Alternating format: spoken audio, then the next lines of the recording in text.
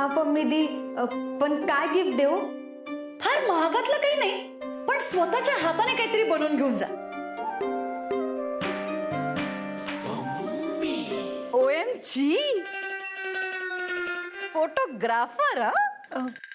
पम्मी दी, तू इथे? हो अगं, मी ना तुला ऑल द बेस्ट म्हणायला आले होते. ए छान झालं हा, व्हेरी नाईस. हे बघ आशू, नीट बोला त्याच्याशी. तो मित्र आहे तुझा काय. आणि हे बघ, हे दे त्याला. त्याला तू ना आवडलीच पाहिजेस बघ. काय? नाही म्हणजे मला असं म्हणायचंय की तुझं हे गिफ्ट ना त्याला आवडलंच पाहिजे. हा हा पम्मी दी, तू सांगितलं होतं ना तुझ्या हाताने शिवून काहीतरी दे, म्हणून हे. मस्त मस्त, व्हेरी नाईस. अगं पम्मी दी, मी ना फोटोग्राफरला फोन केला, पण फोन लागतच नाहीये. हरकत नाही, आता लावून बघ माझ्या समोर.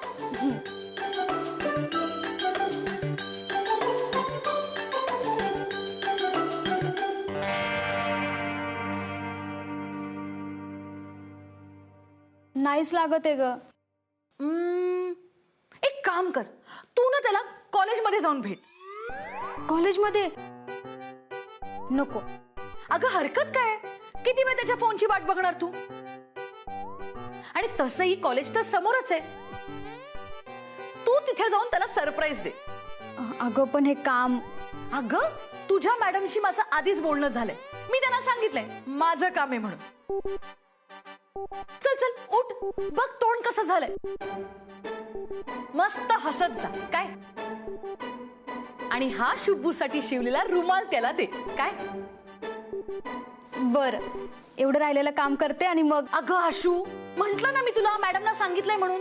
पण पम्मी दी, अगं. आशू, ऐकणार नाही का तू माझं? मोठी बहीण आहे की नाही मी तुझी. बर.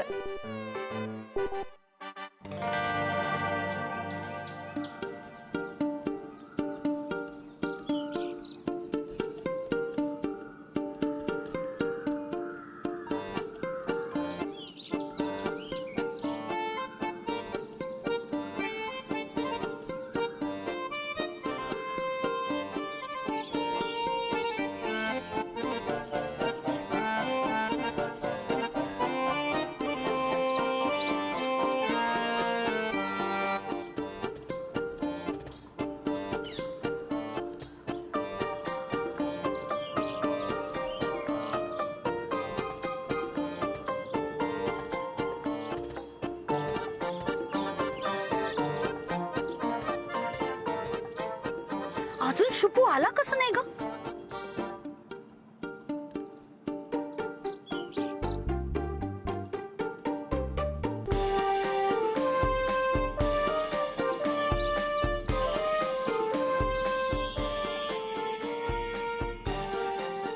फोटोग्राफरला आवडेल ना हा रुमाल?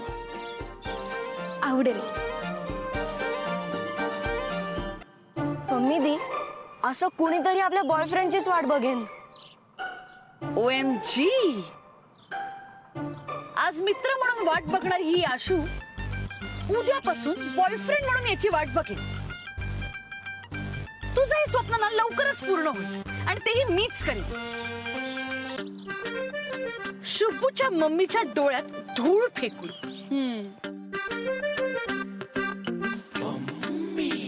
अगं मी डिझाईन्स फॉरवर्ड केली आहेत तुला, एकदा नीट चेक करून घे. हा मग काही फीडबॅक असेल तर सांग ना. तसं मी संध्याकाळी कॉल करते तुला. ओके.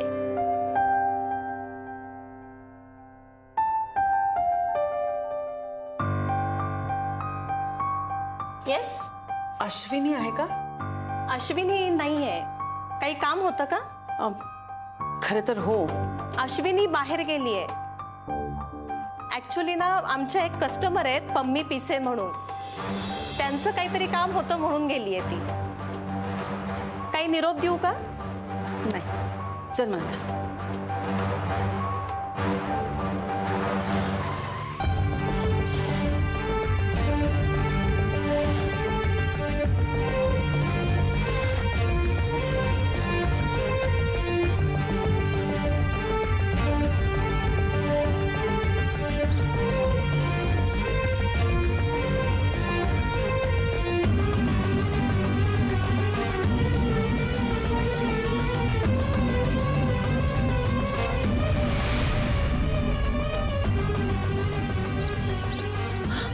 OMG, लपा लपा लपा.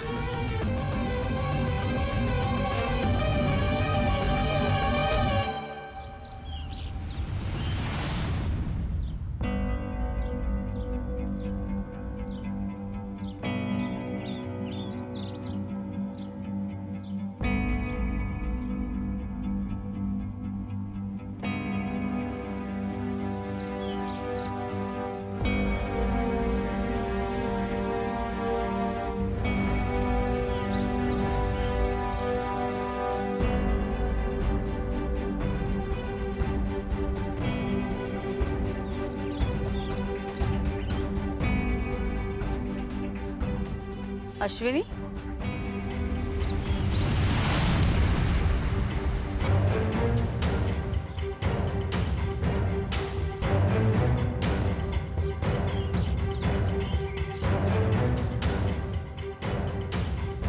तू काय करतेस इथे? कोणाशी वाट बघतेस का? तुझ्याशी बोलतेय मी.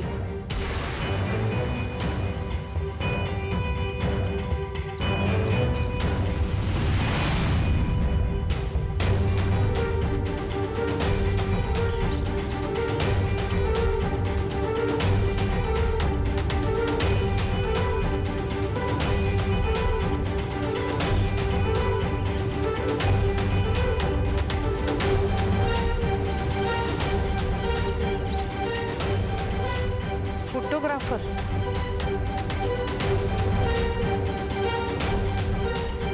बाळाला भेटायला आलीस का? बाहेर गेलाय बाळ. खूप महत्वाचं काम आहे आणि तो कुठे गेलाय ते फक्त मलाच माहिती आहे. खरंच अगं तो बाहेर गेलाय महत्वाच्या कामासाठी. माफ करा, आमच्याकडनं चूक झाली. खरं तर ही चूक माफ करण्यासारखी नाहीच आहे. पण फोटोग्राफरला तुमच्याशी खोटं बोलायचं नव्हतं. तुमच्याशी खोटं बोलताना त्यांना त्रास होत होता. तरीही बोलला असं ना तो खोटं?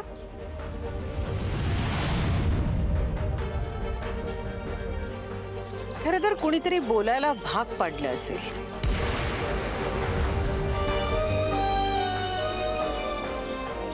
असं आपल्या मनाविरुद्ध आपल्याला काम करायला लावणारी माणसं आपल्या आजूबाजूला असतातच.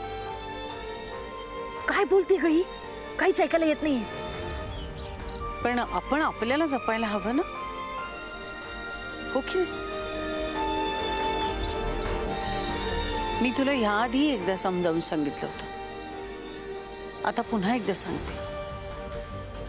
तू तुझ्या कामासाठी खूप चांगली आहेस, पण तू ज्यांच्या बरोबर काम करतेस त्यांच्यापासून लांब राहिलीस ना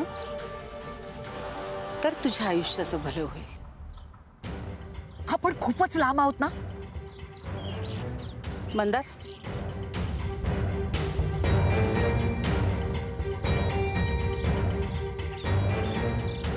शुभंकर बरोबरची मैत्री जर तुला कायम ठेवायची असेल तर तो माझ्याशी खोटं बोलणार नाही आणि चुकीचं वागणार नाही याची खात्री तू मला द्यायचीस.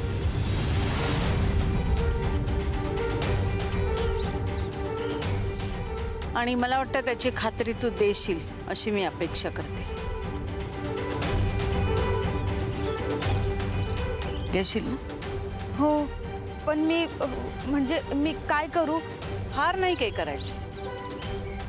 फक्त चुकीच्या माणसांशी संबंध ठेवायचे नाहीत.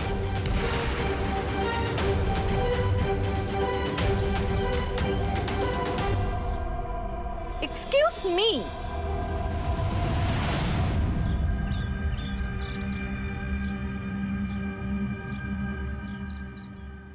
तू माझ्याबद्दल बोलतेस का शरू? ना मी तुम्हाला भेटायला आली ना तुमच्याशी बोलायला. OMG, का तुला माझ्याशी का नाही बोलायचंय? काय बोलायचं तुमच्याशी? काही अर्थ आहे का तुमच्याशी बोलण्यात?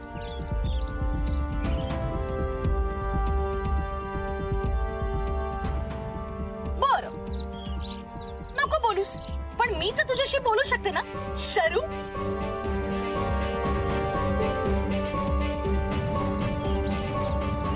तुमचं बोलणं माझ्यासाठी फारसं महत्वाचं नाहीये, म्हणजे इतरांसाठीही नसेलच, पण कोणी सांगू शकत नाही.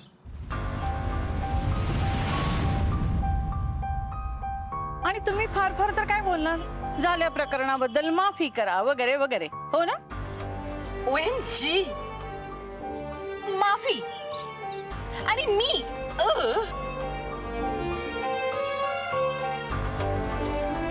बघितलंस, तुला निदान तुझ्या चुकीची जाणीव तरी होती. दूर राहा, नाहीतर थोडे दिवसांनी तुझी कुठे चूक झालीये हेच तुला कळणार नाही. आशू, चुका काय ग सगळ्यांकडनंच होतात. तुझ्याकडनं झाली असेल, शुभ्बूकडनं झाली असेल, मंदूकडून झाली असेल किंवा कव्वूकडनं पण झालीच असेल. एक मिनिट, तुमचं प्रॉब्लेम काय आहे? तुम्हाला पूर्ण नाव घेताच येत नाही का? शुभ्बू, कव्वू, मंदू काय आहे? त्याचं नाव मंदार ठेवलेलं आहे, मंदार. असे पण आता मी याचं नाव ठेवलंय मंदू.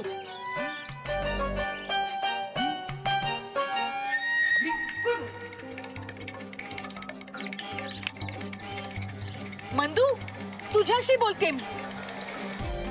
काय मग झाली असेल ना चूक कव्वू कडून? चूक म्हणजे कोणती चूक?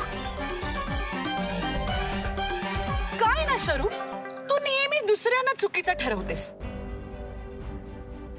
पण तुझ्याच अवतीभवती असणाऱ्या लोकांना आधी चुका सुधारायला सांग.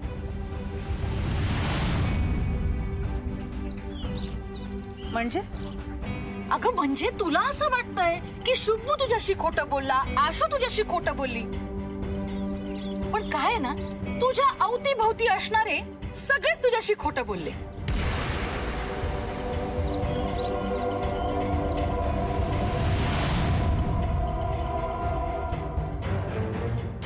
एक मिनिट.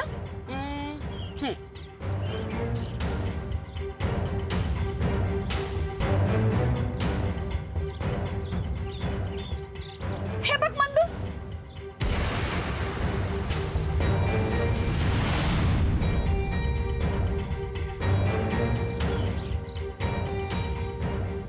मंदू बघ बघ, फोटो नीट दिसतोय ना? हे बघ शरू,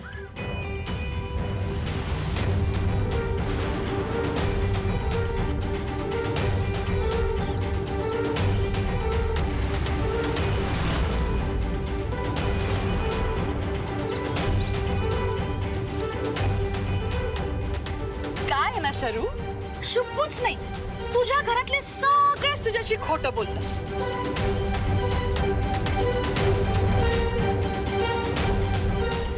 निदान वसू तरी तुझ्याशी खरं बोलतो ना? वसू, तुझा हब्बी.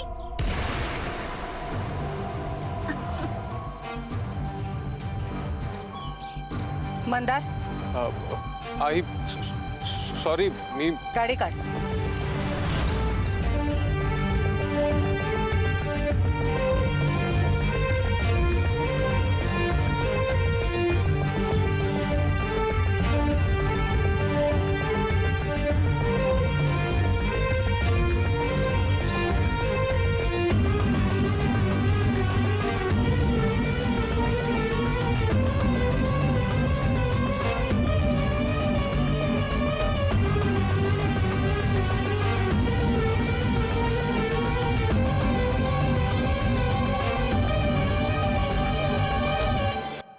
पम्मी दी, तू असं का केलं? राहू दे, तुला माहिती नाहीये या बाईने काल काय केलंय. शुभ्बू आणि केकूची ना वाट लावून टाकली. तू मला सांगितलं की नगरकर बाई रागवल्या नाहीयेत फोटोग्राफरवर. त्यांनी फोटोग्राफरचं स्वागत केलं, पण मी काय ना आशू, मी जर तुला खरं सांगितलं असतं ना तर तू उगाच काळजी करत राहिली असतीस. आणि तुला तर माहिती ना या शुभ्बूच्या मम्मीचा राग. पम्मी दी, त्यांचा राग बरोबरच आहे. अगं आपल्याकडून चूक झाली, आपण पकडले गेलो, आणि त्यासाठी मी त्यांची माफी पण मागणार होते, पण तू त्यांच्याशी असं का बोलली? अगं एक आई म्हणून त्यांना किती वाईट वाटत असेल. पम्मिदी, तू असं करायला नको होतं. अगं आशू, कम हिअर. शुभूला तरी भेटून जा.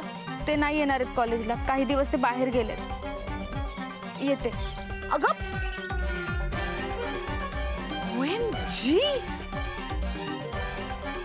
कुठे गेला असेल आज शुभू?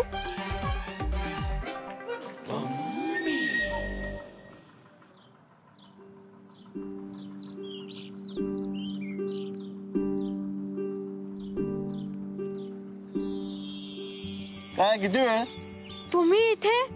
इथे म्हणजे किती वेळ झाला? आपलं ठरलं होतं ना भेटायचंय, आणि आपण चहा प्यायलाच भेटतो की नाही? मग दादा 2 चहा.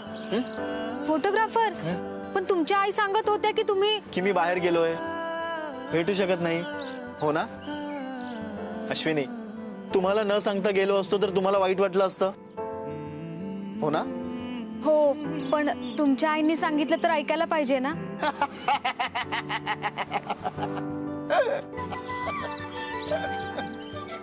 ते झालं. काय झालं? अश्विनी, ती माझ्या आईला घाबरता. रिलॅक्स रिलॅक्स, ती नाही इथे. चहा घ्या. हो, पण त्या वाईट नाही येत. त्या वयाने मोठ्या आहेत आणि त्यांचा कायम आदर वाटतो, म्हणून तुम्हाला इथे बघून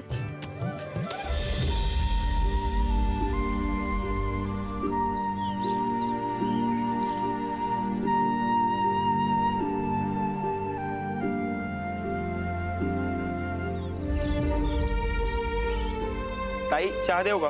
हा नाही नको दादा, खरंच फोटोग्राफर बाहेर गेले असते म्हणजे मला भास झाला. बाई सांगत होत्या तेच खरं आहे.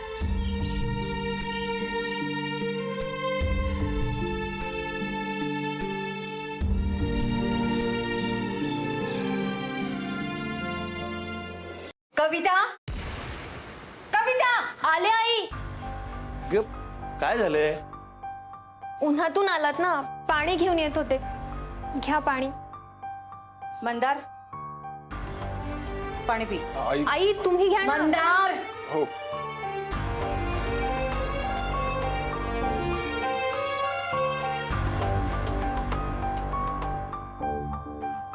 भेटली का अश्विनी? काय म्हणाली? आताही एवढं करून तिने साळसूतपणाचा आव आणलाच असेल ना. आई, तुम्ही चांगलंच समजवलं ना तिला. खरं तर हीच वेळ होती. काय मंदार? अरे नाही काय नाही, आता वेळ गेली असती तर ती मुलगी परत खोटं वागली असती. आणि आई, चूक काय फक्त आपल्या एकट्या शुभंकरची नाहीये ना, ती मुलगी पण तितकीच कारणीभूत आहे. आणि मला जो फोटो पाठवलाय त्याच्यावरनं सगळं सिद्ध झालंच आहे ना. काय बाबा, बरोबर बोलतीये ना मी? हो हो, सिद्ध तर झालंय. हो मग.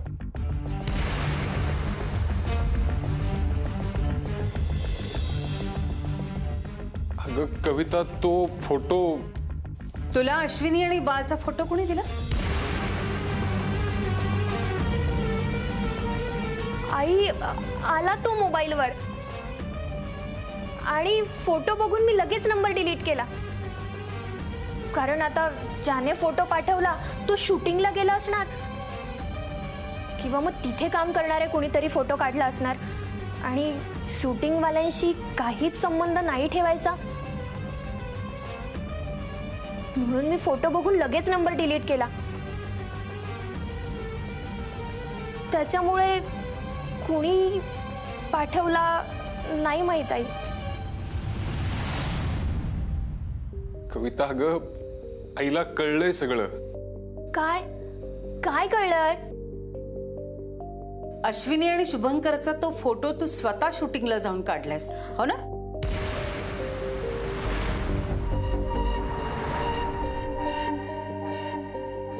आई, मी मला स्पष्टीकरण नकोय कविता. माझी तत्व, माझे नियम किती महत्वाचे आहेत हे तुम्हाला माहिती असताना सुद्धा तुम्ही दोघांनी असं केलं. आणि हे सगळं लपवण्यासाठी माझ्याशी खोटं बोला. ठीक आहे, तुम्हाला कसं वागायचं ना तसं तुम्ही वागा. माझी काहीच हरकत नाही. मी चुकले.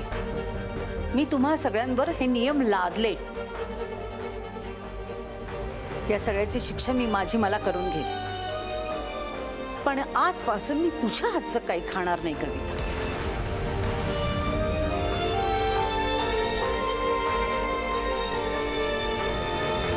नाही आई, मी तुम्हाला उपाशी नाही राहू देणार. सॉरी कविता, तू त्याची काळजी करू नकोस. मी माझा स्वयंपाक करून घेऊ शकते. शारदा, अगं तू खूप टोकाचं बोलतेस. टोकाचं वागायला ह्यानी सुरुवात केली. अगं पण मला या विषयावर कोणाशी काहीही बोलायचं नाहीये.